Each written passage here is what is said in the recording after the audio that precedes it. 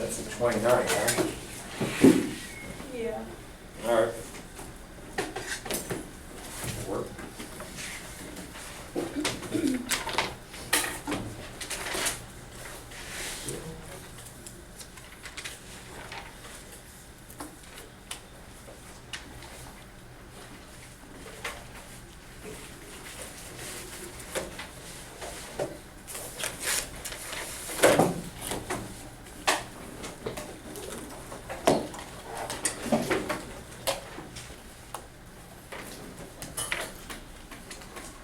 Everyone, remember that chain rule sheet I passed out? If you want the solutions, I made those, so if you wanted to work some of those, just to practice. They start out, you'll notice like the first 10 or 12 or 15 or 3 are like, oh, these are quick, easy. They go a little more weird down near the end. They're radicals and stuff, so. If you want to work them from extra practice, and then if you had a question, like, can you work one of these? And I'd be more than happy to do it in class, if there's one in the budget. You're welcome. Yeah, I'll start with 22. Number 22 from this was that the toughest one? Yeah. Yeah, that was the toughest. So we'll start with the toughest. You're welcome. These are just extra practice. I'll even make some up off the top of my head. I would chain rule D rule. You're welcome. Chain rule D rule. It's always getting applied. Students always want to know, when do I use it? I do it so often. You're welcome. But a lot of these, you may look at that list of these problems that I worked. Came from these exercises here. And you're like, oh, these aren't that bad, they're quick, because that's what it is. Those first, like, at least the first 13 problems or so are the things you see all the time in the Calc 2, Calc 3 course. That's why I put them there. Like, these are things over and over and over and over again, right? It's the ones after the, did you want to copy the actual extra bit? And then, as you get towards the end, you get some tougher ones. So, okay. Hey, still on chain rule. Let's look at this. This is still in 3.4.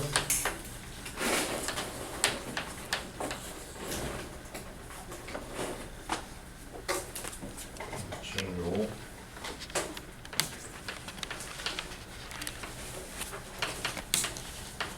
If m equals f of g of x, chain rule, what's m prime? F prime g of x Anything else? times g prime x. Times g prime. There it is, that's chain rule. That's chain rule, all right, so 22. some function equals 3x over the square root of 2x plus 1.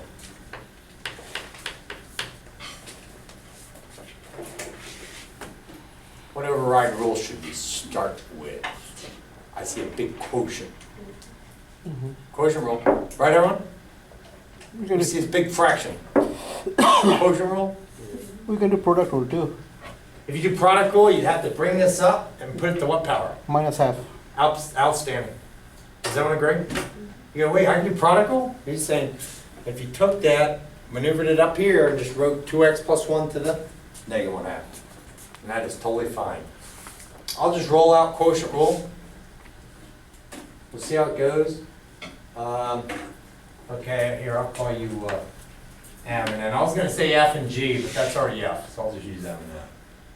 So F prime will be low times D high minus high D low all over Low. low.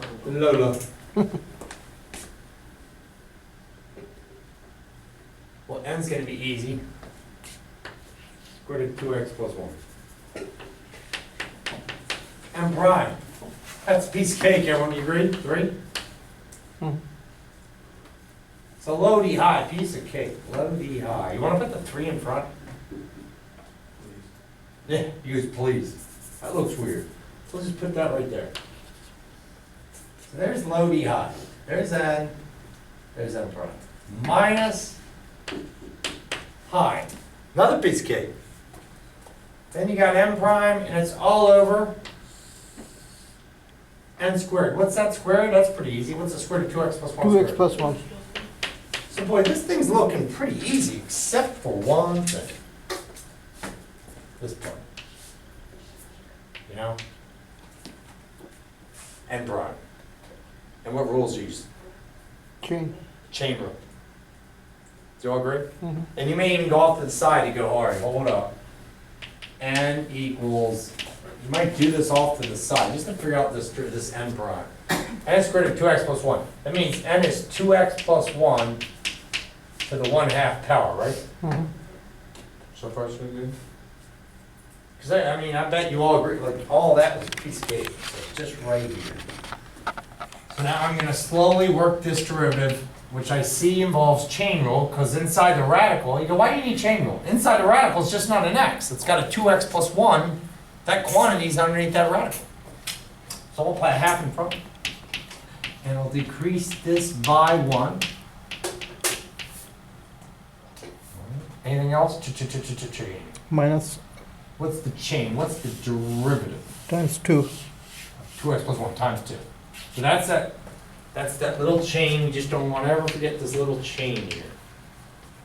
Without this, right there, this is the F prime of G. Right there. Here comes G prime. You say, well, there's my G. What's the derivative of 2x plus 1? Just a G. Is that okay with that? This alone is tough, because we just started. I want to make sure everyone's got that. I know, not too tough for you, but you gotta be careful with it. And then we'll put it in there. Now anything cancel? 2.5. See, you got a half and you got a what? 2. 2. So not bad. What is this thing? 1 over, that goes back to a denominator. Is everyone okay if I write it like that? Okay.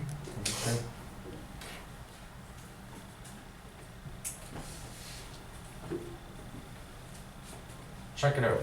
See, that was the top. Look at all that stuff in there. Piece of cake, piece of cake, oh, and prime. Chain rule. Now this thing's nasty because I gotta have to put this fraction where? Up in here, huh? Looks like I'll have a complex fraction. Don't let it bother you. But I will admit, Evan, when I rewrite this for you on the board, I think I'm gonna raise this up here a little bit so I can squeeze in a what? That fraction. So there's enough room, right? Okay, I'm just gonna push this up a little so you can see it. Or drop the bottom bar. Go like this here. This out like that. There's at least some room here. Here we go. I think there's enough room now. All right, 3x times, what was this? 1 over square root of 2x plus 1, which means you get 3x over there. And what was still down that bottom, just a what? 2x plus 1 alone. So we're done except for one thing, simplify the complex fraction. We don't want to delete this. We're going to simplify the complex fraction. And it's not that bad, Owen. If I want to subtract this part from this part, I need common denominators, right? Mm-hmm. This denominator has a square root of 2x plus 1. This one has, what's this over? 1. So if I want to make these common, do you agree? I just have to multiply square root of 2x plus 1 over square root of 2x plus 1 here? Mm-hmm. Yeah? All right, I'm going to do that. So I'm about to leave this alone, go over here and multiply square root of 2x plus 1 over square root of 2x plus 1. All right, and I'll do it with the yellow chalk. I get it easy because I have a chalkboard. I get to erase and add things. But you might do a whole nother step in your work so you can see this progression. So I'm going over here and I'm multiplying a square root of 2x plus 1 over a square root of 2x plus 1, right? I'm allowed to do that, that's a 1. What happens when I multiply a square root of 2x plus 1 to that part? It goes away. A square root of 2x plus 1 times a square root of 2x plus 1 makes this top part turn into a what? Polynomial. Just 2x plus 1, right? Mm-hmm. Now, if I multiply it to the bottom, then it looks like that. But good news, you got common denominators. Right? Did everyone see that? The radical on top just turned into 2x plus 1. Now I got that square root of 2x plus 1.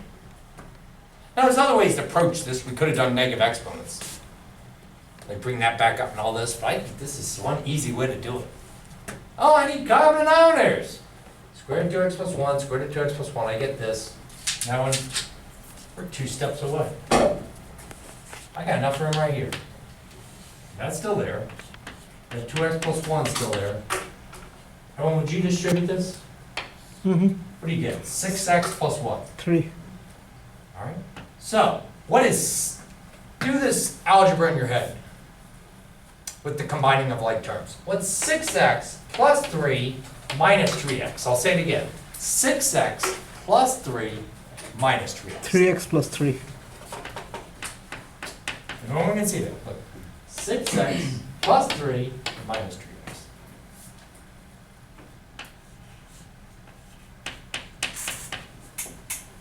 So you go, there's the answer. But it's still a complex fraction. We just want, 1. Nice. Simple fraction.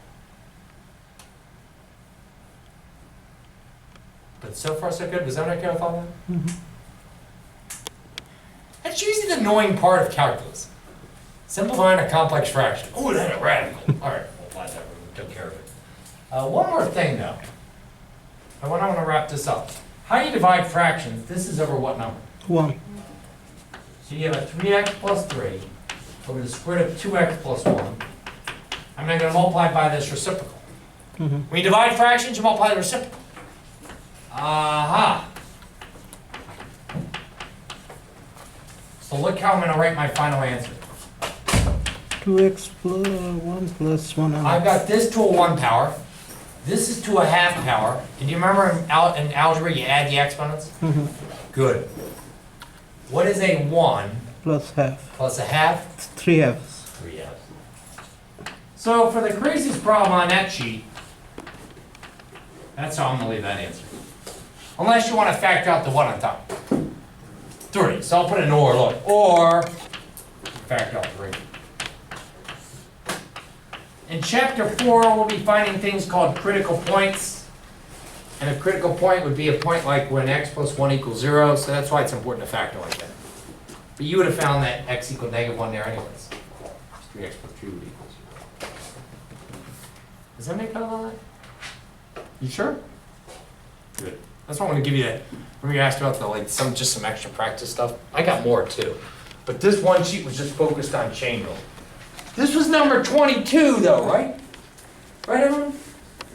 1 through 13 you probably fly through. We get to the end, we're like, what about there's a radical and you got something with the radical and a fraction. We gotta use quotient rule, but it's not that bad.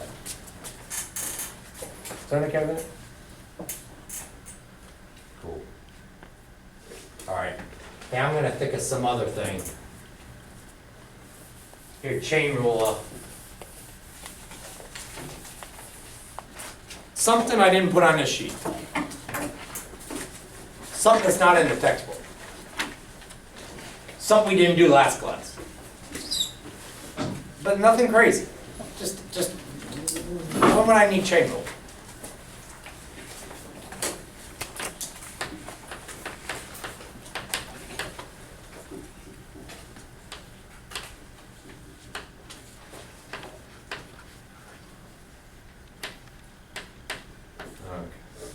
There you go.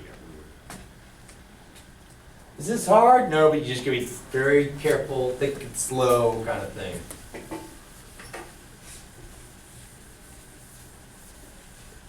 So there are like 3 functions. It's almost like it's not just f of g, it's like f of g of h, huh? Yep. Because it's not just cosine of e to the x, it's cosine of e to the negative x. And maybe everyone, before we even start that problem, can I just go off to the side? If this was your function, by chain rule, what would this derivative be? The negative It'd be 1. e to the negative x, right?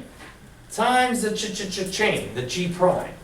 And in these e's, you probably noticed, we always make this part up here in the exponent the g, right? What's the derivative of negative x? Negative 1. Negative 1. So this would be all this, multiply negative 1 to change. What's a good way to write that? Negative e to the negative x. And that's why this sheet, let me see how many e's I had on here, right? The natural base, right? The exponential function. How many do I have on here? Number 6 is 2e to 2x. Number 7, 5e to 5x. Number 9, well, that didn't have an e. Number 8 had one. So, all right, here we go.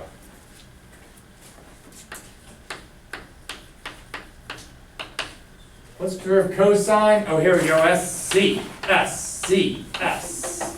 Where are the negatives? 3rd and 4th. 3rd and 4th. If you go that way, you're differentiating.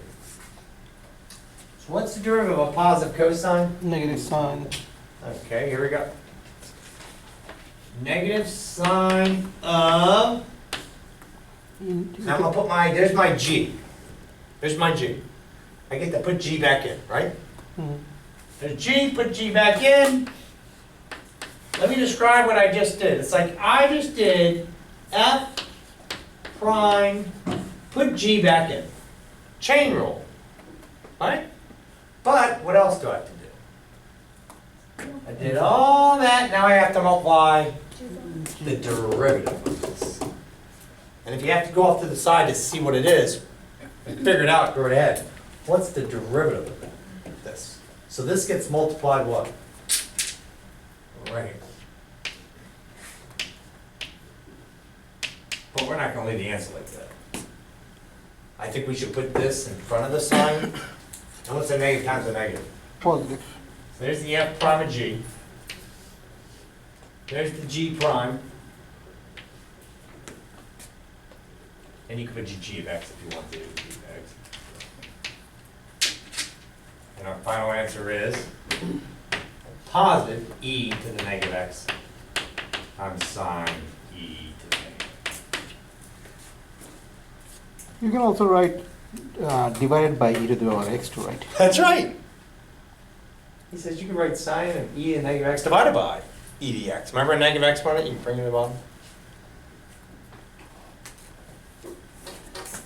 Oh, great job. Hey, on that note, here, try this guy. F was, I know everyone, I could use letters like H of t, and G of t, and all that. I'm just going to always use f of x. All right. What if f of x was sine e to the negative x? Let's see how that answer looks. I withdrew sine? Cosine. Put my g back. But don't forget the chain. Everyone, what's the derivative of all that? Negative e to the power negative x. Negative e to the negative x, as we just saw. Right, everyone, here's that work. We're talking about like, ooh, let's be careful with that. Sometimes you go off to the side that will form a chain rule. You gotta get a chain rule inside of a chain rule. Like we're saying, like an f of a g of an h. Oh, could you explain how negative e to the negative x is the derivative of e to the negative x? You bet. So the rule is, and this may help you, because e to 5x, e to the x squared, e to the x cubed, is different from those polynomials or monomials like x squared. We don't do power rule, do we? It's special. The derivative of y equal to e to the x with respect to x is e to the x, right? But every time it's just not an x, we got to apply chain rule. So let me say it again. The derivative of e to the x, e to the x, right? Really easy. But when it's not just e to the x, we got to apply what? Chain rule. So you might find this easier to write this. Make a little thing in your notes and say if you got something y equals e to the u, feel free to write this. The derivative will always be this. E to the u multiplied by u prime. That's chain rule. That's what's going on, where u is just what? A bunch of stuff. You just notice we always reproduce it. Because the derivative of e to the x is e to the x. So this is really what's going on. So look, if this was e to the 4x, find the derivative of e to 4. E to the 4x times, what's the derivative of 4x? 4. But you notice now, you go, okay, what if I'm doing this? All right, reproduce e to the negative x, but times, what's the derivative of that negative x? Negative 1. Does that make sense? Feel free to think of it this way. Like say it's special, and I'm always going to think of this. That's what you do every time with these e's.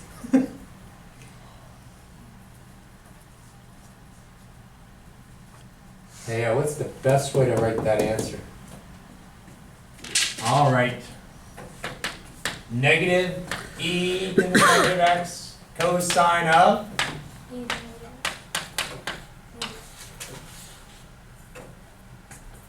Hey, these two are final exam type problems, right?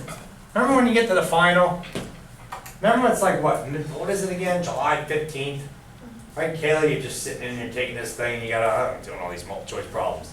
Not a bad thing, but sometimes an A, B, C, D, E all look alike, don't they? You have one of these, you know what I mean? A, cosine e to the negative x times e to the negative x. B, that answer. C, cosine e to the negative x times a negative 1. You follow me? And you get, it starts causing that fear, right? An anxiety, like, oh, for crying out loud. But you just stop, you take it slow, you're like, I'm gonna figure this out, I'm gonna figure this out. Okay? Good deal. The previous problem was sine and negative e. It's negative, how do you go from the two negatives to the positive? Right here. You see that one? And then here's the other one. Because this was a product of all these functions. So the negative times the negative made it positive. But this one only had what? Yep. And you know why we shouldn't leave it like this? And the answer, because sometimes that looks like a subtraction sign, doesn't it? It may look like you got cosine minus that, and it isn't. Good deal? I know we're still rolling with chain rule. And we're gonna get into section 3.5 today. But this is one section I never leave. I keep going with it and going with it. I get your questions on things. If you have questions on these, you like to extend problems. I want to do another one of like these, what do you call it? Tangent lines. How many times have we done that? I know you did it on the last test, but we've done it at least 5 times now. Find the equation of the tangent line drawn to the curve, right? And that m is always representing the what? Derivative? So can we try one? Cool. The book has some, I got one here. All right. I got a question. You're not going to give us Sure. any normal, right? Like find the normal. In the book they had some normal, so I was doing it last Well, time. that was a really good question. And we should talk about that. All right, here's a curve. Can I erase the other part? Are you sure? Did you get all this too? Good deal. Good deal. I'll leave my curve.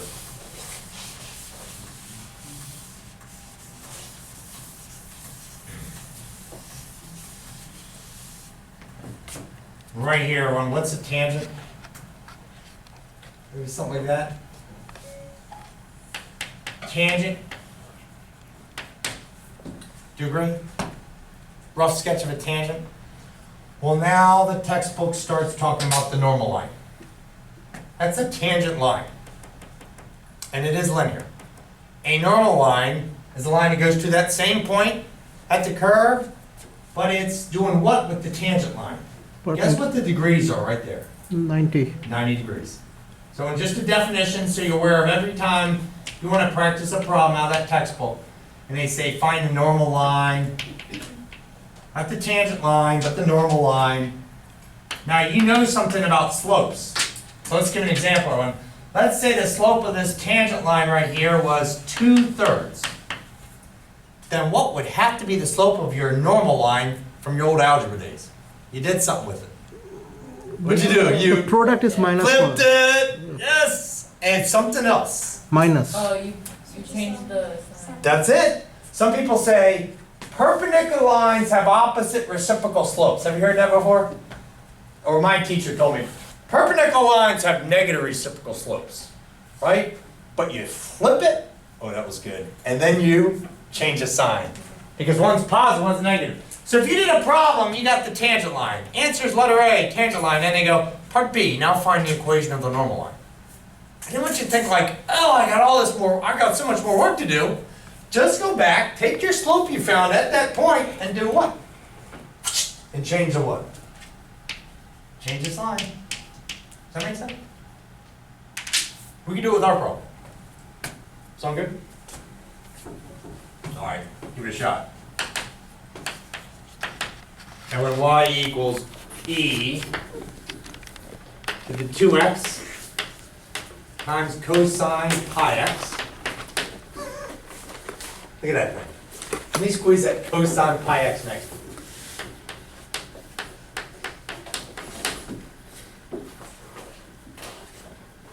Letter A.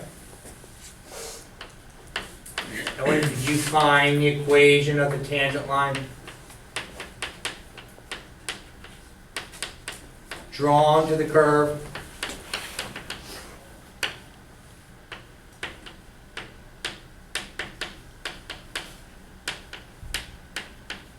At, now I gotta give you a point, don't I? Mhm. Let me make something up. I'm gonna think of something simple and then I'll get your question. How about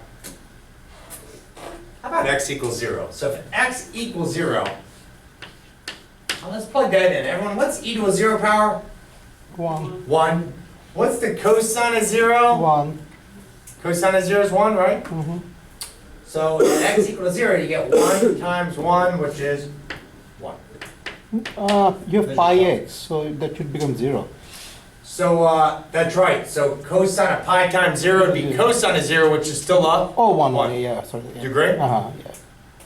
Very good. Now if I said find this at x equal to -1, That or at x should- equal to 1, this would became -1, this would become e to the 2, right? Yeah. So, hey Josephine, question. He answered it. That was it? Yeah. Oh, cool. I was wondering if that x was in a subscript or if it was pi times x. I couldn't read it. Yeah, that's pi times x. A lot of times, we do this cosine 2x and 3x and 4x. That has a cosine pi x. All right, that's going to be letter A. And I might as well way down here when I'm going to say, now I want you to find the equation of the normal line. Drawn to the curve, same point.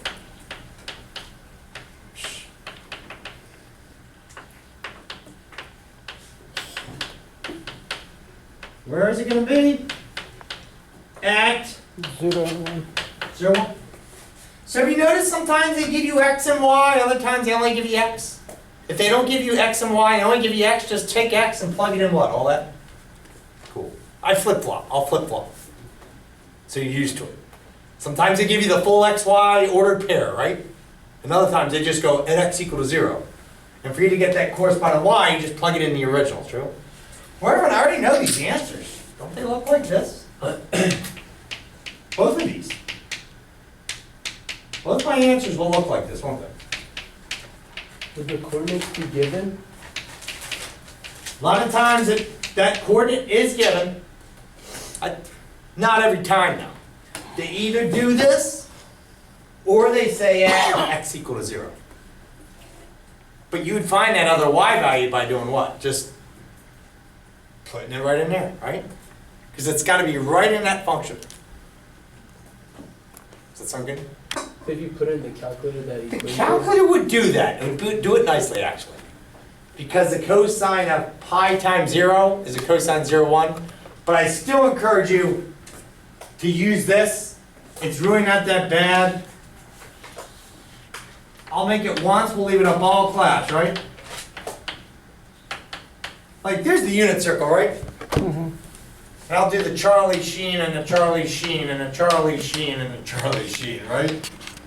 And this is what? 0 radians. This is what? Pi over 2 radians pi, 3 pi over 2. But look at you and I are like, oh, what's the cosine of 0? There's 0. What's the cosine of 0? Can you see it? 1. But I did want to let you know that calculator will do that. Just make sure you're in radian mode. Make sure you're in radian mode. And I know 0 degrees is 0 radians, but what if you're doing some other thing like pi? What it doesn't do exactly is like the cosine of pi over 3. Or excuse me, the cosine of pi over 6, because that's radical 3 over 2. The calculator's not going to say radical 3 over 2, is it? What do you got, 83? Yeah, 83. Cool. Hey, do you all agree this is the answer? So what goes here? 1, what goes here? 0. What goes here? Same. And your tricks between the normal and the tangent line? We all said tangent, normal, right? They're still at what point? 0, 1, right? Normal, tangent. All right. So the hard part's the what? Obviously, right on? You go, well, I'm just going to stop there and turn my test in. You get a couple points there where you're like, man, I need to get that slope. So how do you find slope? Derivative, which is y prime. Now look at that thing. It's the overriding rule I need. I bet you we're going to have to play around with chain rule, but to start with, do you all notice something? What's in front of the cosine of pi x? That's not a number. That's not a constant. What's in front of cosine of pi x? e to the power 2x. E to 2x. Looks like we got a product of two functions up there, right? What rule? Product rule. Product rule. Overriding rule, right? Okay. Oh, I gotta start with product rule. It's not like, oh, let me just do chain on that, let me just do chain on that and multiply those two answers, right? There are some derivative rules. There's not a million of these, there's just these 4 major rules. We got power rule, got it. Then you got product rule, quotient rule, and then this big time chain rule. We're starting this thing with product rule. So, okay, you're M, and then all this is N. Does that sound good? Now, who knows? Some of you may like to go off to the side of your paper and go, well, my M is e to the 2x, and my N is cosine of pi x. Because you know you can do product rule. And what's M prime? And what's M prime? Because when product rule is, you can say it to me. Go ahead and read it to me. First times root of the second plus second times root of the first, true? It's M times N prime plus N times M prime, true? But you may go off to the side just to get these so you can fill them in. It's up to you, but when I'm looking around at students, some actually had calculus before and they're like, destroying themselves, like, I just do it in my head right there and I put it in there. You know, it just depends on how you like to stay organized, true? But you may do this. Just let me make sure. Because don't you need chain rule then? Good call. Hey, what's that derivative? E to the Is it just e to the 2x? 2. Yeah. That's No. good. Don't worry, you'll get used to this. That's common. It's a common error. And you go, wait, derivative e to the x is e to the x. Derivative e to 2x. Remember what we had before? We said the derivative e to the u. Remember what we said you always did? We said it's always e to the u times the u prime because of chain rule. So what's derivative e to the 2x going to be? E to 2x times up? 2. And what's a good way to say that? 2e to the 2x. So hey, what would derivative e to 3x be? 3 e to 3x. What's derivative e to 4x? 4 e to the 4x. These things help us, right? These things, I know I made a practice sheet with 23 problems. It's like I was this close to making 100 problems. And just give you 20 in a row where I said e to the 5x, e to the 6x. You get tired of it, right? But it would sink in. Good. Hey, so we got this. Chain rule, right? Mm-hmm. What's true of cosine? Negative. Sine or negative sine? Negative. Good, negative. But is that it? No, times pi. There's the g. There's that g. What's derivative of pi x? Pi. Pi. Because derivative 2x is 2, derivative 3x is 3. What's derivative pi x? Just a Pi. pi. But I shouldn't leave it like that, should I? So I'm going to write that as negative pi.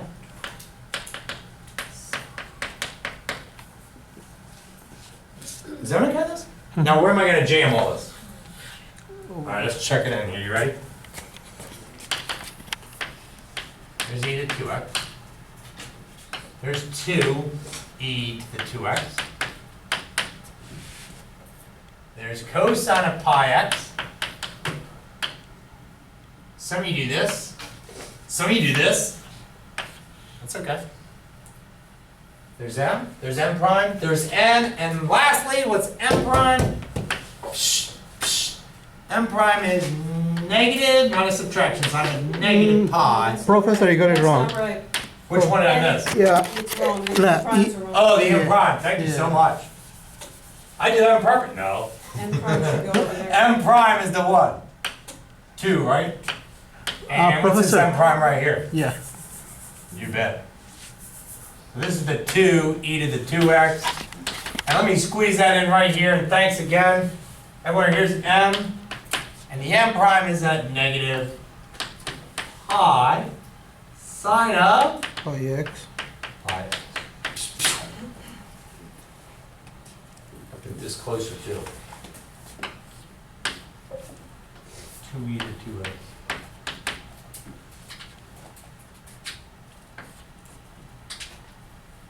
And that's a long expression, do you agree? But what value do we get to plug in here? It's not like we got to plug in x equal to 423. 0. Right? We're only plugging in x equal to. 0. We're going to evaluate that entire slope at x equal to 0. Well, is it coming so much in here? Is it 0? We'll see. Remember, look right here. You know that plug got. The sine of 0 is 0, but the cosine of 0 is. 1. And what's e to the 0 again? 1. 1. All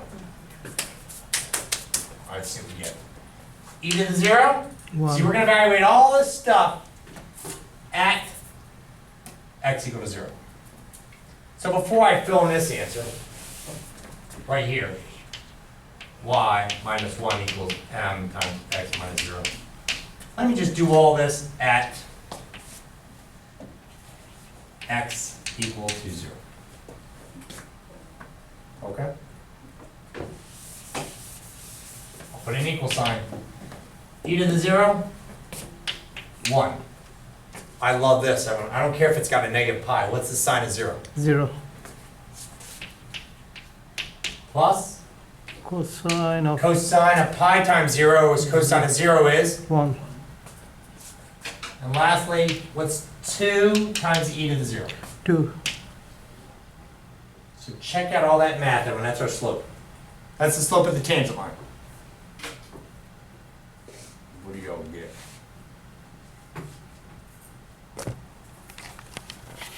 One times 0 plus 2 times 1?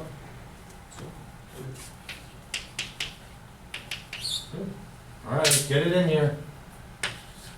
This problem is done.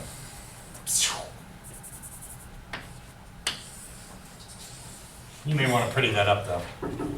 Do you remember what I do with the normal line? All I do is, here it is.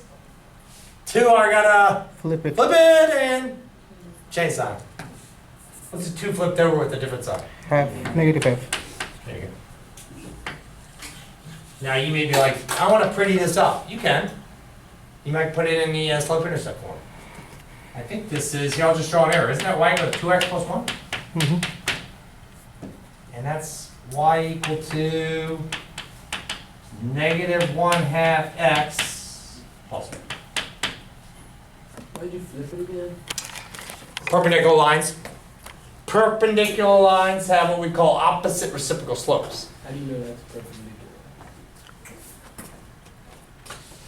Definition of a normal line. That's a tangent. That's a normal line. Cool. You can put it in your notes. Normal line is always perpendicular to the tangent line at the point of tangency. So a lot of times, look at the picture. Make a picture too. A lot of times in your picture, your normal line's cutting right through the what? Right through the curve, isn't it? Normal, it's important. When wait till you get to Calc 3, you find normal planes. And you find normal vectors. And these things are very helpful, especially with finding equation of planes and stuff. So that idea of just normal vectors, really, really important in Calc 3. Right now, we're just talking about normal lines though. Cool. Yeah, wait till you get, you'll love vectors. Start doing vectors. It's like in this textbook, chapter 12. Chapter 12, you get into vectors, you'll love it. I'm not trying to be like, oh yeah, right. No, I'm serious. It makes it really smooth, especially when you go three-dimensional. Hey, great job with that one. Boy, a lot with chain rule. Any other weird chain rule problems? Now I'm going to you. Was there any problem from this sheet? Any problem I did in class, from last class or today? Or is there anyone in the textbook driving you crazy? You said, we want to work it before we jump into 3.5. I have, but that's not. Oh, he's got one. Anybody else? Let me know, I'll put him on the board. That's If you not- saw one, bug you. Could be one I've already done, you go, can you do it again? Just change a number or something. Which one was it? That's not chain rule. Let me see. Oh, this is 3.4. No, this is 3.1 actually. That is number Oh, so it won't be chain rule. Let's do it then. And when he goes 3.1, 183. remember in 3.1, all we knew was power rule. What number was it? 67. All right. I love it. I love this problem. You know what it is on a piecewise? And they asked about, is it differentiable? JVT, right? That's right. And where's something not differentiable? JVT. JVCs. No jumps, no vertical tangents, no corners or cusps, right? Mhm. True? It's gotta be nice and smooth. Slope from the left must match the slope from the right, true? For something to be differentiable, and differentiable means has a derivative existing at that point, true? Mhm. You can't have the roller coaster go like that. No, everyone's gonna die. We're like, it's gotta be nice and smooth. That slope from the left's gonna match the slope from the right. Cool. All right, well, what do they got? And 3.1, number 67, page number 183. 183. All right, I got a piecewise. So and all you and I are going to do, they know there's a differential here. We're going to check the slope from the left, see if it equals the slope on the right. Mhm. Period. X squared plus 1. You might make a sketch of this. Isn't that a problem? That's only if X is less than 1. And on the right, they got, that's if X is greater than or equal to 1. Is F differentiable? I'm just going to write DIFF, okay? At X equal to 1. The first thing I want you to check, everyone, before you do any derivatives, will you remember this? Would you make sure it's just continuous? Mhm. If this thing's not connected at X equal to 1, game's over, it's not differentiable. Do you remember that? Thing's broken. How can it be differentiable? Everyone will die on that roller coaster, right? That's what we're saying. It's got to be connected first. You're okay, but once it's connected, let's make sure that slope from the left is smooth with the slope from the right. True? Does that make sense? So first thing, let's make sure it's continuous. You go, how do you do that? Plug a 1 in, make sure these numbers match here. Do they? Yep. Plug a 1 in here, what do you get? What's the y value? 2. All right, 2. All right, plug the 1 in here, what do you get? Same 2. That 1 degree is connected? Mm-hmm. All right, so right now, we do know it's continuous. I'm just gonna make a note. Continuous, yes, at x equal to 1. True. See, if they try to trick us there, they do that. And when they do that, they give you equal slope sometimes. But they're totally in different spots. Is it differentiable here? You're like, it's not even continuous. If it's not continuous, it's not differentiable. Cool. All right, so we did check that. Now is it differentiable? All right, so we're gonna check. And when slope from left, and you know slope means derivative, true? Mm-hmm. All we're checking, does that equal slope from right? Period. Or you could say slope approaching from the right. You could say slope approaching from the left. You could speak like that, just like limits. Because slopes deal with limits. Remember the definition of derivative? Limit as h goes to 0, all that stuff, true? But this is an easy way to say it. So derivative from the left. Now that's from the left, that's from the right, true? Left of 1 and that from the right of 1. So everyone, can you help me out? What's the derivative of this from the left? 2. 2x, and what do I gotta plug in here? So I'm gonna drop a vertical line and say you need to plug in what value into x? X equal to 1. Really? Yeah, it's continuous there. And what's the slope from the right? 1. Ooh, good. Everyone agree? mx plus b? Derivative of x plus 1 is just a what? 1. Is this number, when you plug in a 1 in there, equal to this number? No. Here's our math. This is going to answer our question. If they're equal, we're going to say yes. If they're not equal, we're going to say no. Is 2x, where you substitute 1 for the x, equal to just a 1? No. No. Sorry. That's 2. That's 1. What's the answer? Not differentiable. Not differentiable. You really? Yep. Sorry, you got some kind of what? You got a slope of a 2 going to a slope of 1, right? From the left, it's really steep. Then afterwards, a slope of 1. But see, that's a corner. It'd have to go slope 2, slope 2. Or slope 1, slope 1, right? And be smooth. Differentiable, smooth to the point. Does that make sense? Hey, that's good final exam 1, right? Right, there you go. Your little thing, you know, hey, is it differentiable here? I'd also ask, is it continuous? So, Remember, Washington, D.C. is lovely. yeah. So if it's differentiable at a point, that means it has to be continuous at the Got it. point, which means the limit has to exist at the point. Well, when it wasn't differentiable, do you agree? Yep. Well, let me hide this. Do you agree it was both continuous at x equal to 1, and that function had a limit existing at x equal to 1? Exactly. Yep. Because if that's true, that has to be true. Washington, D.C. is lovely, but that was the only part that wasn't true here. Yeah? Any others? That was a good one. Everyone, I don't care. Today's Monday, right? If it's Thursday of this week, and you hit me, and you're like, Everest, can you do a problem from 3.1? I'll be glad to. Maybe you didn't get a chance. Maybe there's one problem that's bugging you. You want to work on it some more. It's still bugging you. If you've done every problem I put to the textbook, and you've exhausted it, I've got more. Right? I've got more practice. I'll probably hand these out at the end of class today. Just say if you want to practice some. The only thing is sometimes students get hooked on these because they're just little pieces of paper. They can work it with solutions. And I have the solutions posted in Canvas. But I always encourage, I would try all the textbook problems first, you know. You spend a lot of money on those textbooks. You might want to try those first and then try these. I stole half of these. Yeah, stole, no. From like they release them. They're from AP exams. They release every free response section. Sometimes there's some good ones. I'm like, oh, that's a good one. I take it. And sometimes they'll release an entire year, like 2003, and get that practice problem down. All right, everyone in your notes? We are now finally going to do 3.5. You're probably tired of chain rule anyway, right? No worries, it's going to pop up every day, right? It really will. It will pop up every day. What's the derivative of y equal to e to the 2x? Is it just y equal to e to the 2x, y prime? No, but it's e to the 2x times a 2. But it was y equal to e to the x squared. The derivative would be e to the x squared times, what's the derivative of x squared? 2x. You see chain rule with the exponential? Okay, good. All right, here you go. Implicit differentiation.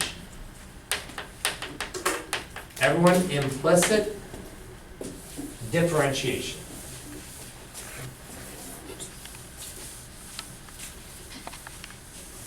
It's the first thing, because you and I have covered all the derivative rules.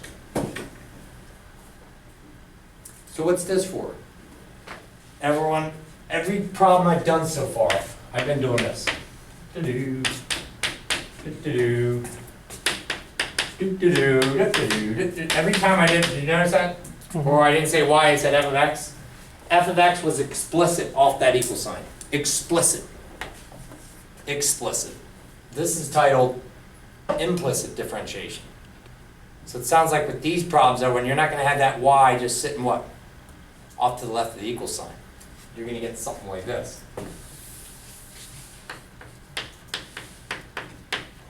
Like a circle. I thought we'd start with the circle. I think it's a good place to start when we're doing implicit differentiation. Okay? Oh, it's not y equals. That's not even a function, is it? So that's the cool thing here, what's great about this section. You can have non-functions. Like that. You can still get the slope right there. You can still get the slope right here by this technique.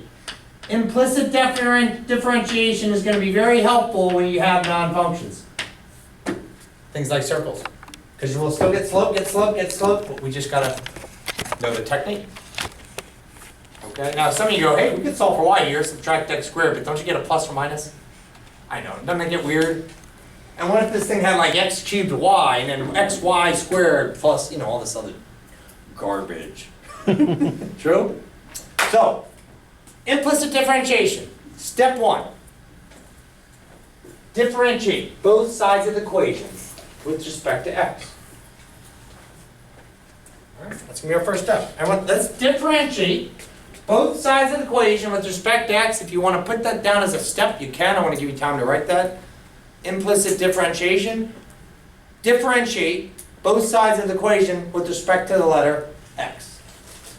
Because there's x's and y's here. Okay? Differentiate both. I'll write it in math notation.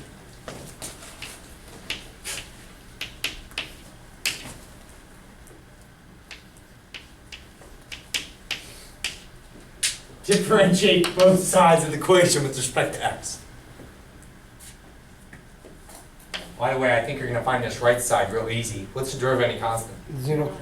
I know, but students sometimes always write 9 here. So be careful. The derivative of 9 with respect to x is just a what? 0. Well, that right side was easy. So I have to differentiate this x squared plus this what? Y squared. All right, so now look what I have. This may look weird. But when I need the derivative So 2x. with respect to an x of x squared, that's going to be a piece of cake. I'll put in yellow the part you and I are going to be careful on. And then you and I will come up with a system that make all implicit differentiate problems easy. Piece of cake, that's the one we got to be careful with. So step 1, differentiate both sides of the equation with respect to x. Okay. You know what the derivative of x squared would be then? 2 what? 2x by power rule is a piece of cake.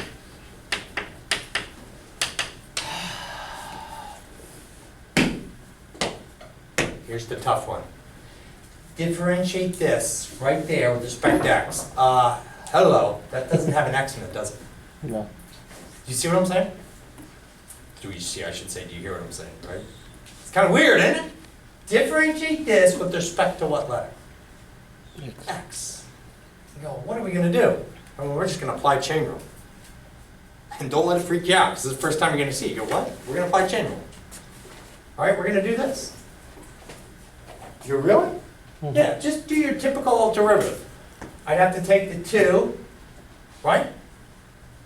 Multiply it in front. It's not an x, don't worry. Decrease this by 1, what would that power be? What? 2y to the what? First power? Now, you just did all this. But now I have to multiply the derivative of this letter y with respect to x. That's called chain rule. This was the chain of this. I don't want to make this more confusing than it is. You go, what happened? I'm differentiating the y squared with respect to x. So all I did was, think of this like almost like a u squared. Seriously. It was like a u squared. I'd be like, oh, it'd be 2 in front, u to the first power, times the derivative of that letter with respect to x. Okay, so I don't want you to get so hooked on this like it's so weird. Even if it was this, let's say it was a u squared. You know what I've done? To differentiate that with respect to x, I would have said 2 in front, decrease this by 1 power, then multiply the derivative of this with respect to x. Just like that. That's the chain part. That's the chain part. Just like this is the derivative of g with respect to x. Maybe it helps here. You just go, this really, and another way to write this is this. dg with respect to x. That's all we're doing. That's all we're doing. So what I'm doing here, I want to use, so what if it was like a g squared? Find your derivative with respect to x. Oh, chain rule, 2 in front, decrease it by 1 power, then multiply what? The derivative of this letter with respect to what? X. So, that's the theory behind it. We're using chain rule here, but I want you to keep it simple. How about this? Every time we're doing this implicit differentiation, and we differentiate a y variable, guess what? We can always write right next to it. Just a what? dy dx. Cool? I'm serious. Let's do that every time. I mean, we'll do the derivative of x squared, because that would be like a dx over dx.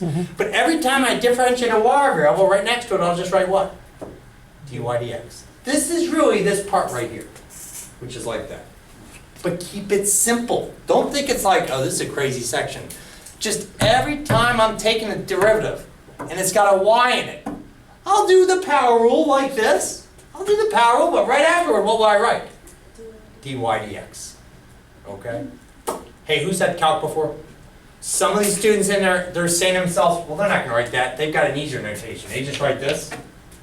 Isn't that dy dx? You can, but everyone, I'd be careful with that. I won't as an instructor, because sometimes my y primes, right? Y to the first power, it gets sloppy. It may look like y, it may look like something different, like a y to the first power. Right? You may think that's y to the first power. That's a y prime. Cool. Hey everyone, great job with this so far. So, differentiate with respect to x. We did it. I'd apply chain rule here. That was the hard part.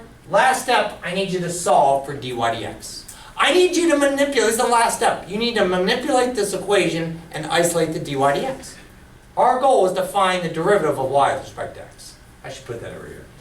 What was the directions of this problem? We're finding dy dx. We're finding the slope to the curve. Cool? Hey, any suggestions how I can isolate that? Yep. What could you subtract on both sides? 2x. All right, let's subtract this on both sides. All right. And when I now have 2y dy dx equals negative 2x. Now, how can I get this 2y off that left side? Divide by 2. Divide it. And I think I'm done unless you see something I can simplify. Anything cancel? 2. There it is.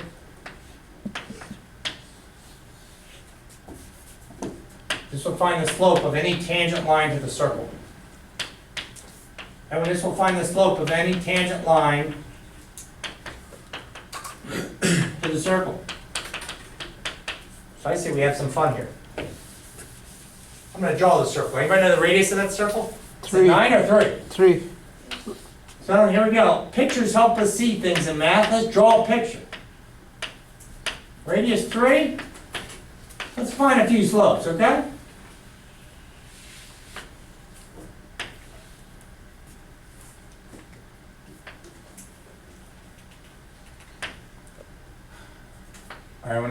right there is x equal to 2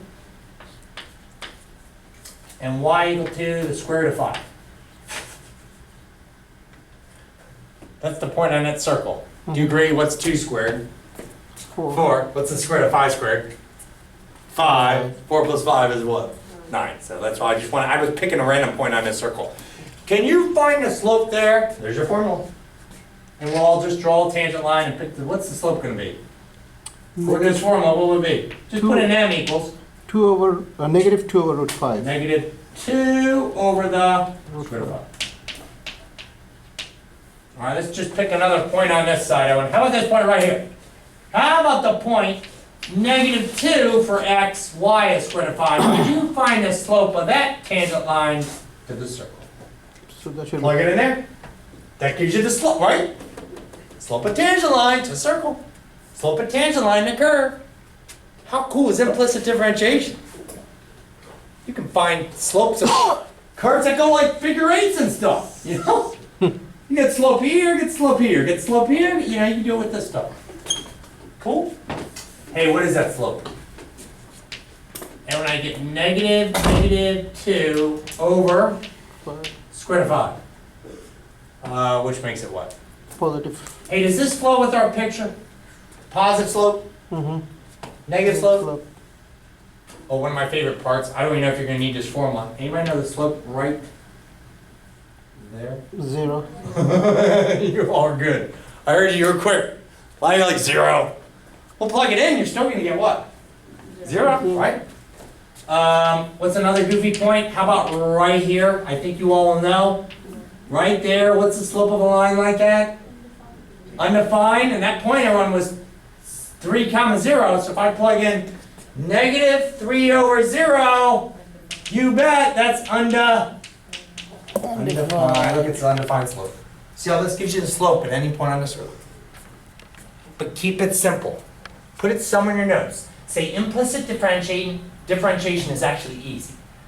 What I have to do is I differentiate everything, right? Respect x, but now if I ever get a y and I'm differentiating with respect to y, what do I write just right next to it? You know, y squared. I wrote 2y by power rule, and right next to it I wrote what? dy dx. Now if you're wondering why, the theory behind that is just chain rule. That's what it is. It's just, it wasn't an x, it had a y, so I did L. Different letter, 2 in front, y the first, and then the derivative of that letter with respect to x. Great job. Hey, can we try another one? All right, I like to build slowly with implicit, okay? Build slowly. Here's my next one. And by the way, if anybody ever wants me to go up till second derivative here, I would. I think the textbook does it. I know. Sir, you're like, hey, how about go get the second derivative? You're okay, but do you know what rule you'd have to apply? You can do Do you product see it? or I got a quotient. fraction. What could be good? Quotient rule. Good job. Quotient or product, anything. Right? You can do product too. Oh, and he goes, you can put that y in -1, do product also. That's the good thing about it. So this Very is- good. This is like an oscillating function. That's right. That's exactly right. All right, well, here's my next one. I just thought I wouldn't go too far away from the last one. Well, how about that? Let's just go slowly and then we'll take it up a notch. Everyone, I want you to find dy dx. Then we'll go to something tough, huh?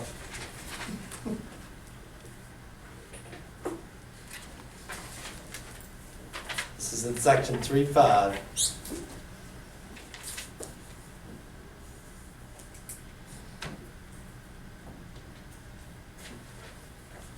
Give it a shot. Remember, just differentiate everything with respect to x. But when you're differentiating that y, just write dy dx next to it. Okay?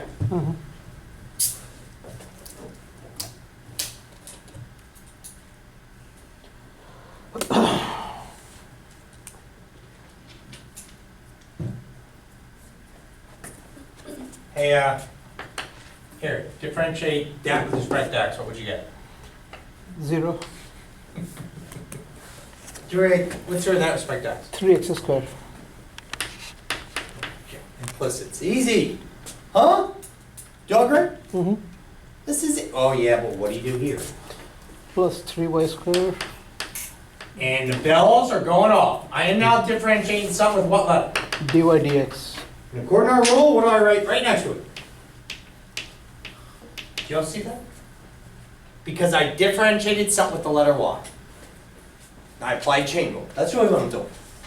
That's why chain rule always precedes this section in every calculus textbook. That's all I'm doing. But you can keep it simple, right? Keep it simple. Oh, I just differentiated y. I'll write dy dx, right?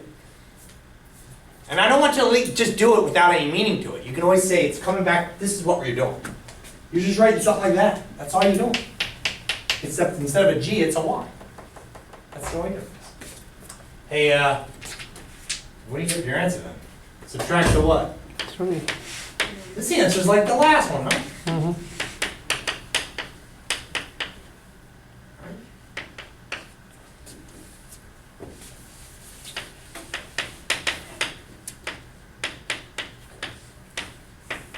Can you say by?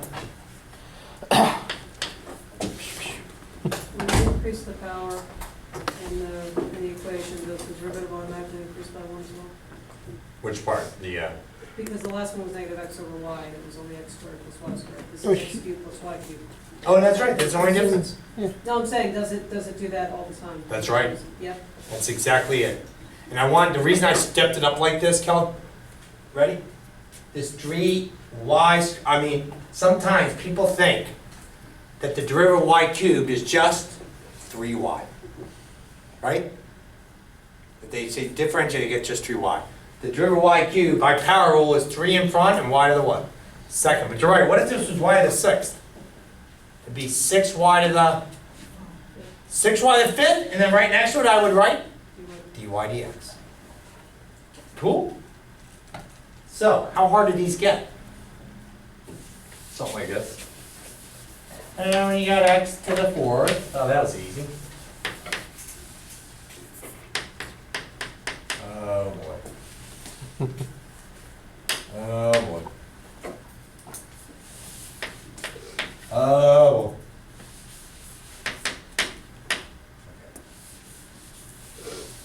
And you might think, oh, I should factor for, nope, that one, step one, we differentiate everything with respect to what letter?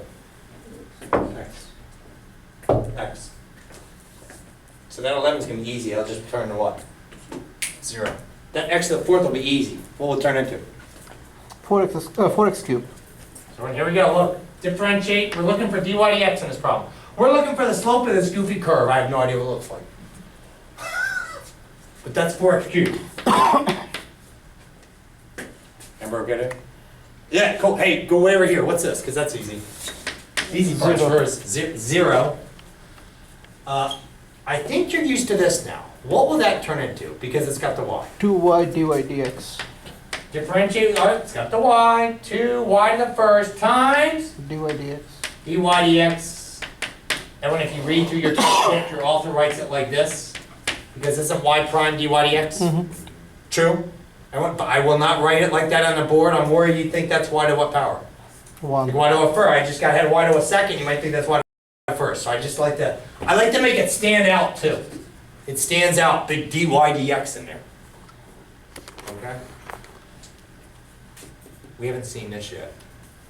What rule do you think I have to use? I have to use one of these old power rules, or quotient rules, or product rules. One of those rules because it's got a letter x times a letter y. Which rule is it? Where it's a product. It's called the product rule. Mm-hmm. We have to apply the product rule there. I'm sorry, no option. We have to. You've got an x times a y. I have to do, let's put it in our notes, little, hey, you need prod rule here. Write it down, guys. I'm going to need product rule. I'm not going to forget it. Well, it's pretty easy. Who's the m? Who's the n? X is m. All right, x is m. And y is the what? N. N? Yeah? Mm-hmm. All right. First times the derivative of the second, plus the second times derivative of the first.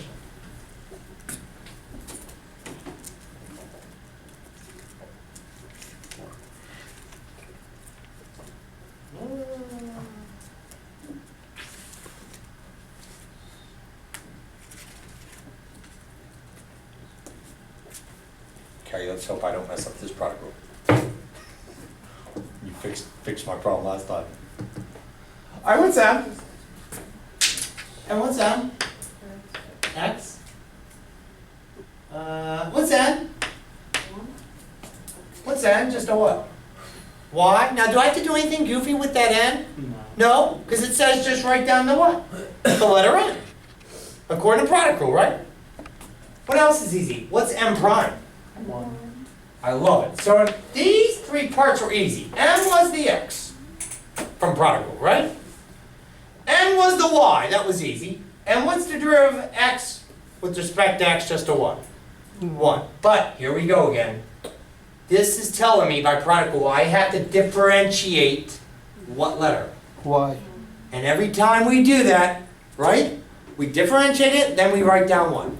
dy dx. Yes. But what is the derivative of y? You told me just what? Is it 1? But what do I have to write right next to it? Because, yeah, that's exactly it. So I think I'll write 1 dy dx to give it emphasis. So for this part right here on that m prime, I'm going to say 1 dy dx. See, every time I differentiate the letter y, what am I writing?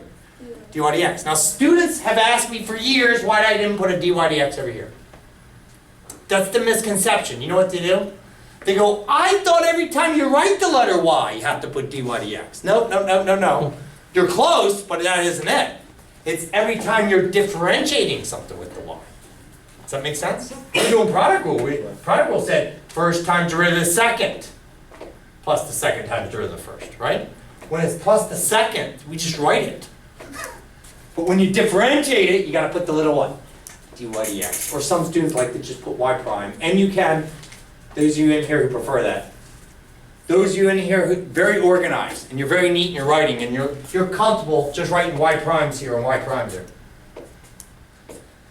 Now when the hard part is over, but do you remember my last step to implicit differentiation? I said you had to isolate the dy dx. Well, hold up. How many dy dx's are there? How in the world are we mathematically going to get one of these? I heard it. Someone said you're going to factor it. So let's stay clear with our algebra here. That's a 4x cubed. That's an x dy dx. There's a plus right here. Let me get it in here. Want to see that plus?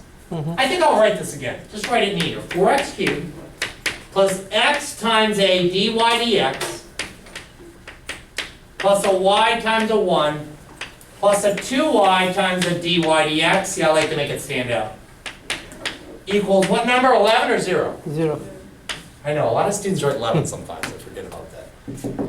What you want to do, when I say I need you to isolate that dy dx,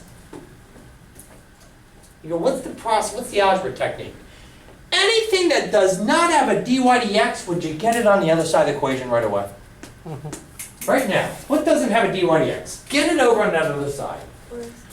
So how do I get this over there? I just what? For some, you just put it over here and change the sign. What else doesn't have it? The y, what would I do? So go subtract it on both sides. Look.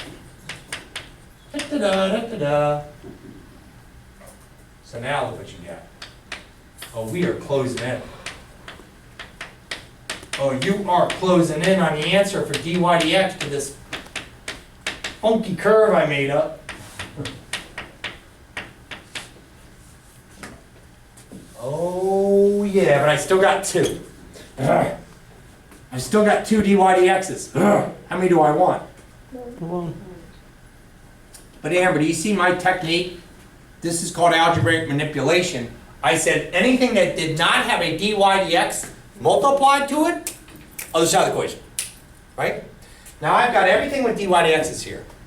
And here comes that word, starts with an F, so you can get one of them. Starts with an F, yeah, it's not a bad word. What? Not that word, factor. Factor out a dy dx. Yep, factor it out. That's what you do. Once you get everything with you factor it out, just one of them. Now what's left over? X. And you bet, do the answers in this section look weird? Yep. You're gonna get some funny looking answers in this section. What's dy dx? Last step. All you gotta do is divide it. All you have to do is divide it. Your final answer, here it is. Hard part is over. Negative 4x cubed minus y all over. And sometimes students think they can do more with that, but I don't think you can you? Can you get anything more with that? Cool. Good job, everyone.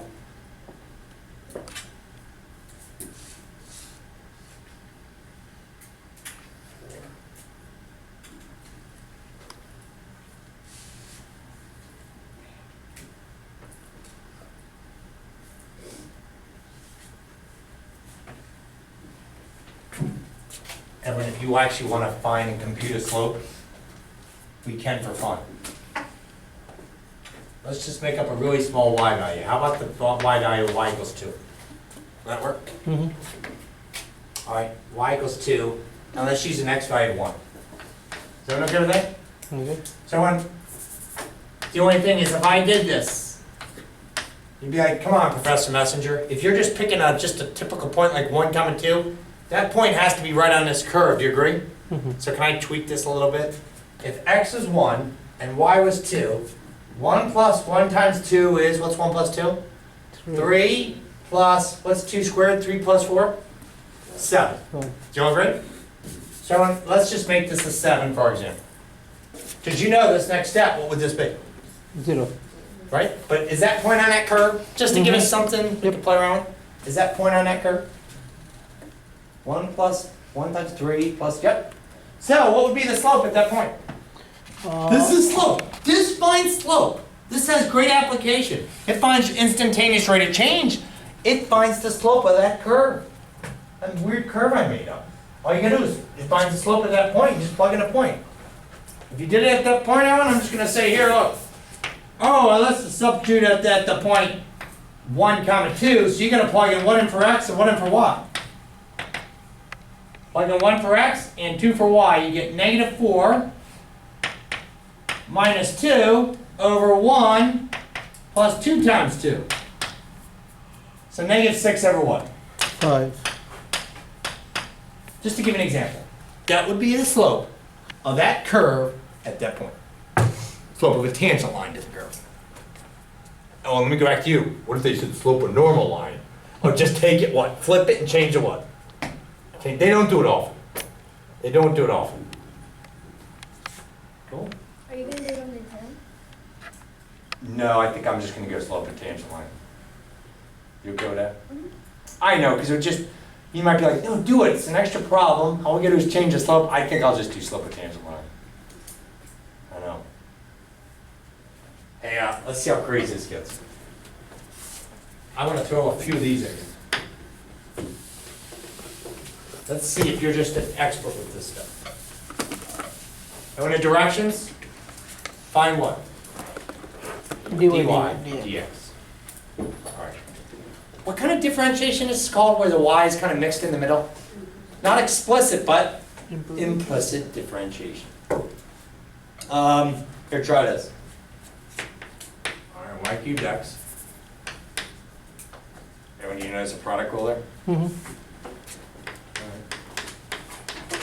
With y squared, oh, y'all notice a product rule there? Mhm. Mhm. Equals 2.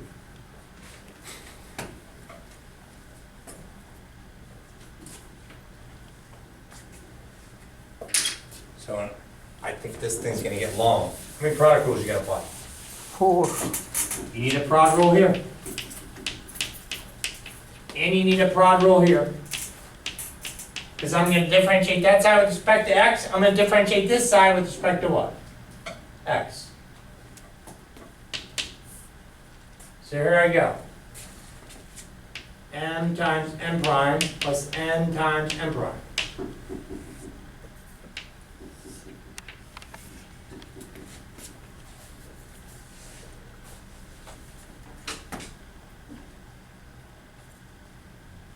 Want me to use u and v because I already used m and n? First times derivative of the second plus the second times derivative of the first. This is u, this is v. This was m, this was n. Product rule, right? Oh, my favorite part. What will this be equal to? What's derivative of 2? 0, yeah. Don't put 2 there.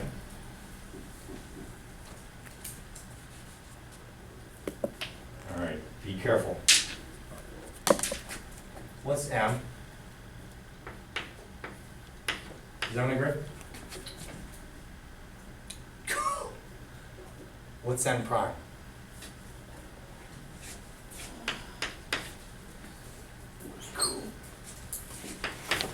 What's that?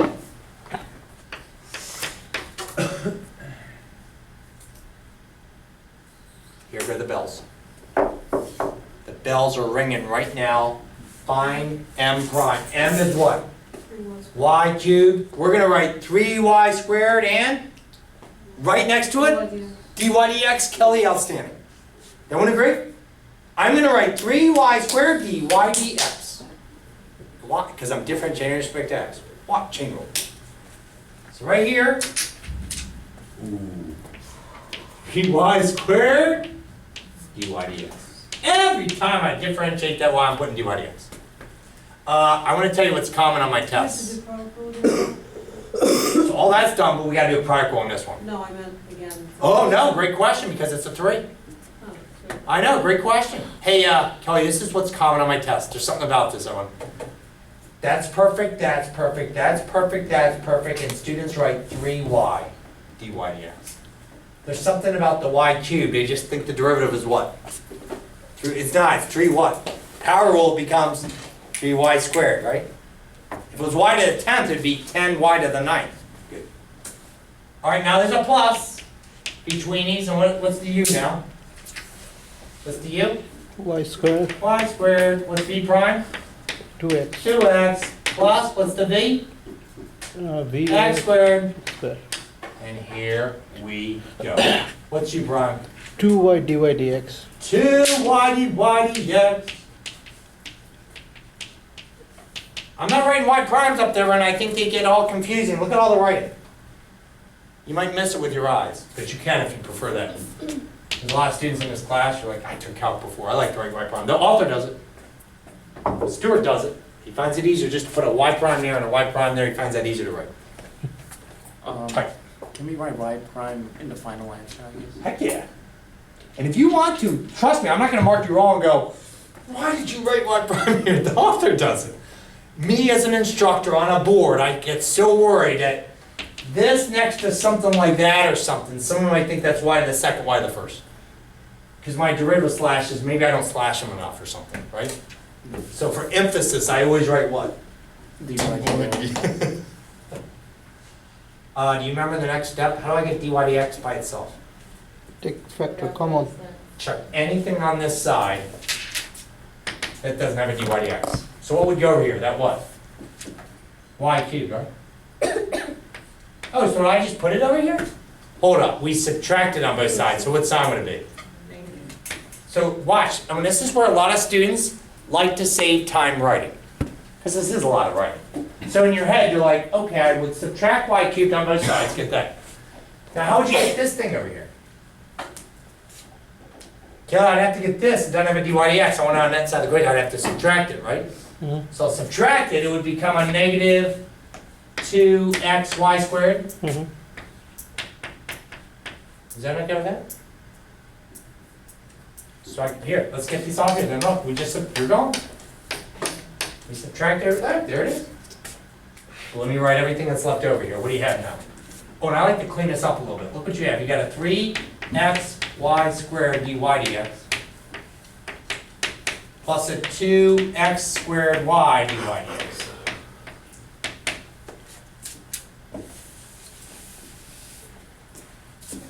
Equal to that.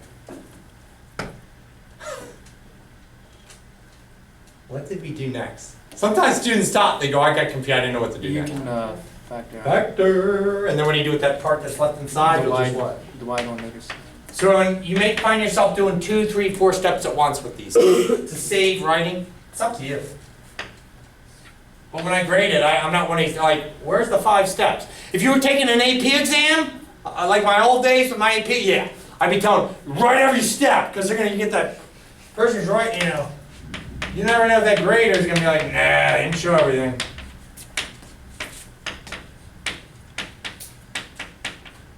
You're gonna love these answers. What's the slope then?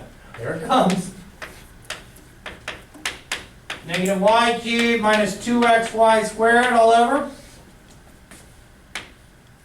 Don't miss my minus here. Whoa. I got all E to back me up. Now, this is my answer. I want you to stare at it and let me know if you think you can do anything more. You can factor out a y squared. Brilliant. Good eye. Me personally, I give full credit for that. If you're like, do I have to simplify that? I give full credit because I'm gonna do a part B and say find the slope at a point anyway. Not a crazy point, something like 1 comma 2 or something. Okay, but did everyone hear what he said? What can you factor out of that? Y square. No, And, Y. oh, there's a minus on top. What else could you factor out? A negative. So I'm gonna factor out a negative and then a y squared on top. And what are you left with? Y minus 2x. Okay, and what can I factor out on the bottom? Y, x and y. An x and a y. What are you left with? 3xy plus 2xy. Plus. Plus. No, 3y. Sorry, that should be 3y, not xy. Plus. Now is this okay? If we factor that xy from this part, what would we be left with? The 3's left over, what else? Y. Just a y. Plus And I got my plus. The 2's left over. and x. Just an x. Now anything I can cancel? Not much, but you can cancel one letter. What Y. letter? Y. So these are other ways to write this answer. But yes, I am fine with that. Oh, question?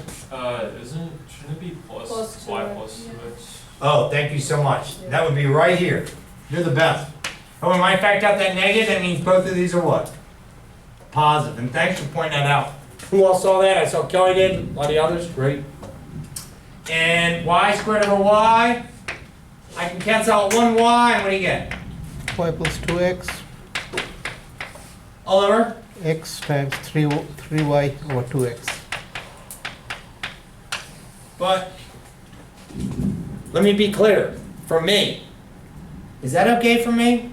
Yep. Oh, I love it. I love it. You go, wait, don't I need to simplify it? Well, even when you simplify it, did this get much better than that first one? So, I want you to think about it. Did that get much better than that? No. That's my point. Plus, you know what I'll do as a part B? I got enough room up here. And when you find the equation of the tangent line at the point 1, 1.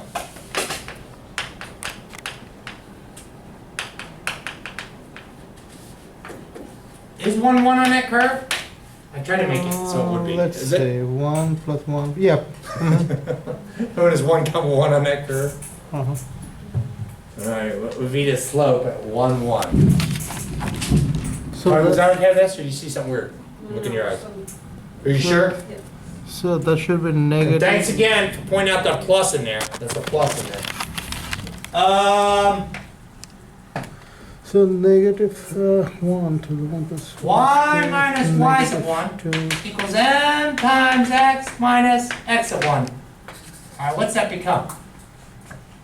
Pick any one you want. Maybe this one's easy. What's negative 1 minus 2 over 3 plus 2? So negative 1 minus 2 is negative 3 over 5. That's it. There's the answer. Unless you want to solve for y and get it all pretty. You can leave it like that. Didn't say you had to put in slope intercept form, right? Does that make care of that? And today I was gonna be like, oh, let's break early. It's been a tough day, but I'm not sending you out in the what? Rain. Maybe this is one of those things that just kind of dies after what, 10 minutes? What are you supposed to get? Rain today? We go ahead, and then when we can break down, you know, go on this crazy stuff. They had tornado warnings in DC because of this. Is it Arnold? It was, in Pasadena, it was there. Are you serious? Well, there was a tornado watch. And when you know I was on this campus once, there was a tornado warning. You know what they made us do? In this building, we all just stand in the hallways. It was miserable. We're all like this. This is awful. So I always dread if we ever get one here. Like it's, well, at least we have the whole hallway to ourselves, but when there's other classes here that have everyone here, I always dread it. couple of years ago, they lost all electricity for like couple of days. In Baltimore, I live in Baltimore, we're out of electricity for 7 days. So did that happen over here too? How many days? 7 days. Oh my I know that God. They are actually- not extending our summer Baltimore. course 1 week. Well, That better not happen. it happened on 4th of July.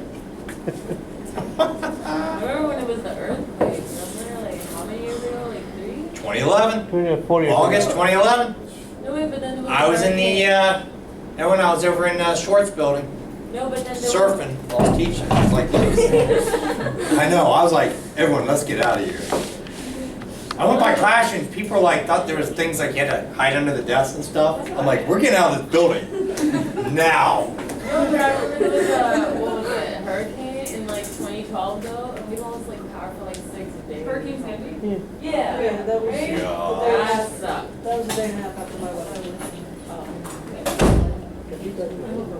No, my wedding was fine. Sandy, what did we lose here, 2 days? We Yeah, lost. like 2 days and then you lose electricity for like about a week, like. That's right. But something hit just during the one of the last summers, like a derecho or something. And hit certain areas, people lost, like Bethesda, power for like a week.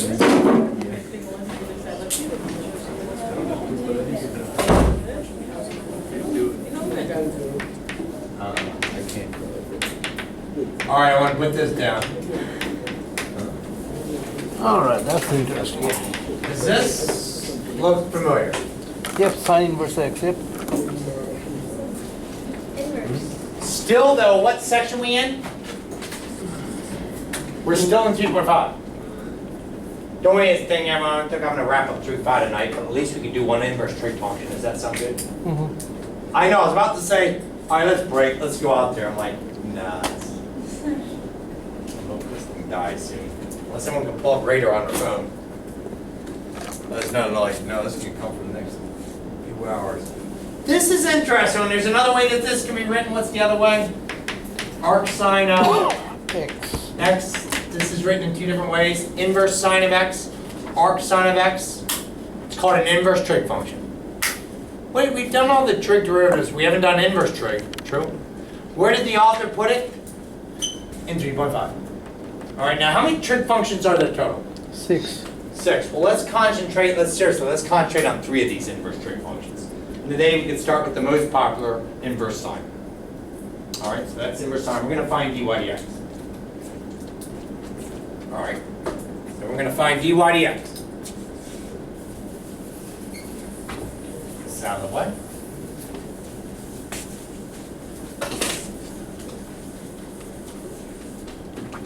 Doesn't that mean inverse? Can I write it like this then?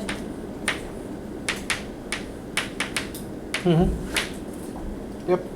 I'm gonna put a smiley face next to this. This was looking weird, but everyone, couldn't I rewrite this like this? Look, I didn't put that -1 down. I just put what letter over here? X, and I replaced this letter with what? Y. Y, but I took off the what?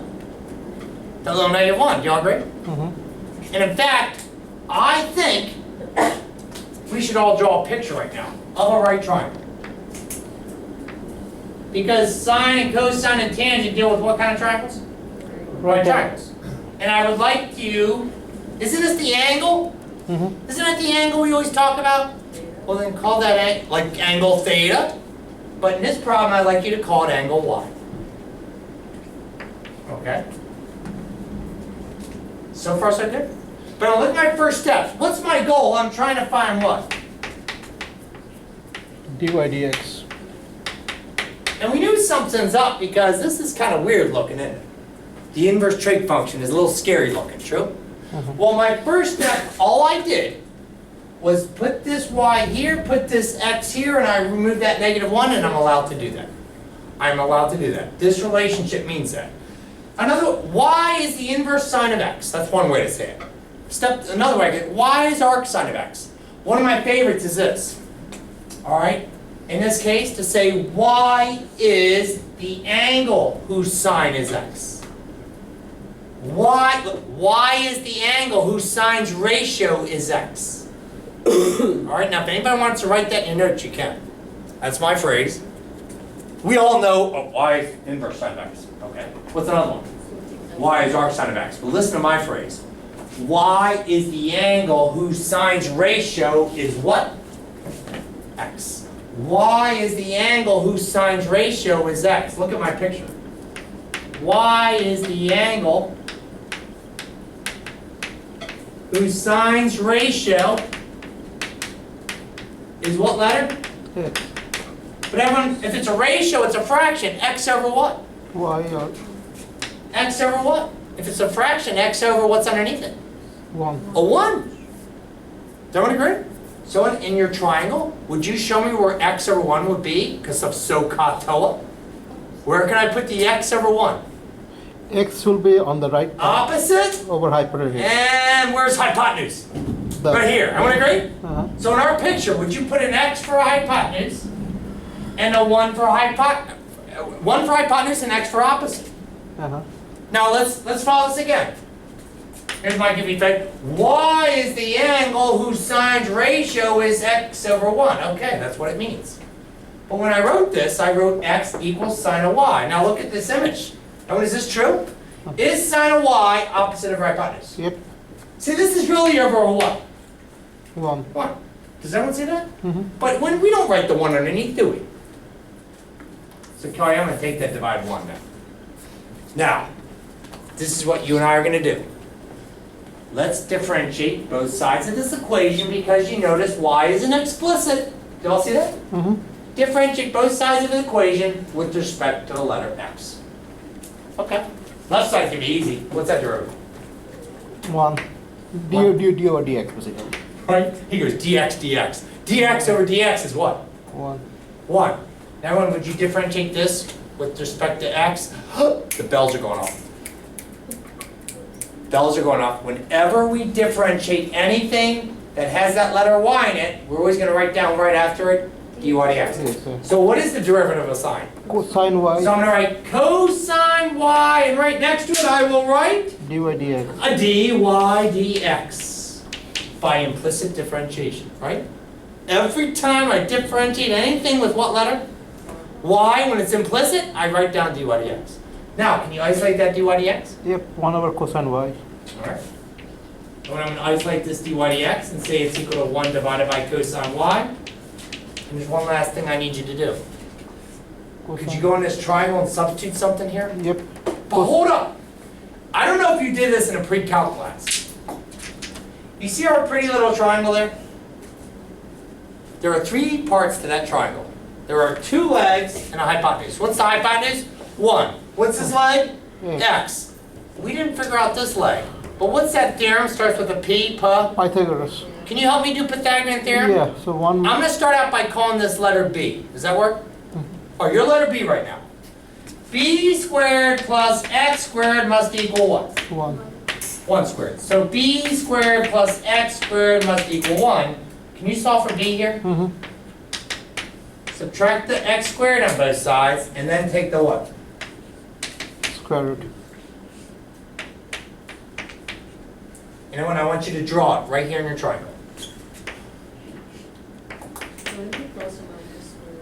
Oh, I love it. She goes, yeah, but what about the plus or minus and all that stuff? Very good. We'll just consider the positive. You know why? Because that triangle, if it's a right triangle, length must be Positive. positive. That's a good question. And when I'm keeping it positive because it's a triangle, it's got to have length. That's the length of it. Now, so, can you help me out? What can I substitute here? Ka. Cosine. Ka. Adjacent over hypotenuse. Cosine of y. What's the adjacent? 1. What's the hypotenuse? 1. So when I am going to substitute right here, adjacent over hypotenuse. And my final answer is adjacent over, what's hypotenuse? 1. So what does that simplify to? Square root of 195. And that was a math proof we just did. We just figured out the derivative of inverse sine of x. What is the derivative of inverse sine of x? It is 1 over what? Square root of 1 minus x squared. But do you agree that was a lot of work? I have a feeling when you all do this on a test, you're not going to go through all that work. I have a true story, everyone. I was taking a graduate graduate course at Florida State University. All right, it was like 20 years ago. It was filled with a bunch of computer science majors. So comp sci, right? Then you got the math geek in there. Well, the first day of class, the professor, he was brilliant in computer science. He goes, I just want to see where your math skills are. And I'm laughing. I'm over here like, yeah, that's going to be easy. And he gave like a little calc thing. He wanted to see how people did with calculus. Because the course did involve some mathematics. He wants us to find it. Well, everyone, I didn't have it memorized, but I could figure it out, right? I was like, oh crap, it's in I can't remember it. So I went through all this. I'll never forget his comment. Because remember, he's a computer science what? He's got a PhD in computer science. I got the answer right, but when he saw all this, I saw a bunch of question marks. He was just like, what the heck are you doing? He just thought I had it memorized or something. And he probably thought you're supposed to just what? Quote unquote, memorize it. That's the beauty of mathematics. If you don't have something memorized, you can always back up and what? Figure it out. Does that make sense? You could do the same thing if I wrote what? Y does inverse cosine x. True? But the calculus textbooks always recommend you should memorize the inverse trig functions. What do my online calculus students email me all the time? Do I have to memorize the inverse trig derivatives, right? They want to know this. Well, yeah, it's good to memorize them, but you could always what? Doing this helps you remember them. Does that make sense? Cool, so this is the derivative. You can look it up on any website of inverse sine. But how many more inverse trig functions are there? Okay. There's 5 more, so I say we put down the 3 most common. So cosine will be like -1. So it will be the That's same right. thing but negative, It'd be right? very similar. So I say we put them down on, what's the derivative of arc sine of x? 1 over, 1 minus x squared. anything else? Is there anything under it? And I thought I'd give you an easy one. That one, now you know this one. This guy's just like it. There's only one difference. Negative. It's negative. No, yeah, if it's got a C, I'm just going to put a negative on it. Let me give you one more. And when you could prove that. Just like, that was a math proof. Right? I'm like, you're probably like, oh, you're going to bore us again with another one? No. There you go. This is my favorite ever, no radical. This one's nice and clean. Look at this guy. Woo. No radical. This is the one you're going to see the most in Calc 2 and Calc 3, I promise you. Right? Now for me, remember that question I get from my online? Oh, we have to memorize? I promise you, everyone, for your testing purposes, when you're testing, that if I give you inverse trig functions and ask you for inverse trig derivatives, I stick with one of those 3. Does that sound good? I mean, there's others. I'll write them down in my next class. I won't write them down today. I'll write them down next class, because what's the other inverse trig functions? Arcsecant, what else? Or cosecant, or cotangent. Now, one thing right before you leave, is it slowing down? Good. Hey, do you remember when I did something with that e to the u? Wherever you watch us. What did we say, if I could do this, what's the derivative formula for e? E to the u again times up. U prime. U prime. Everyone agree? I encourage you right now to write 3 more of these right before. I'm serious, Odo. I was like, today, let's just stop before the inverse trig. But it was like storming like crazy. I'm like, is it still that bad now? Oh, by the way, who washed your vehicle yesterday? Who watched what? Review quiz? So on my phone, wash your vehicle, you get crushed with the crazy storm. Bye. I don't want to get into your video. Bye. Bye. Right, see ya. Yeah, I did, except Johnny didn't think Was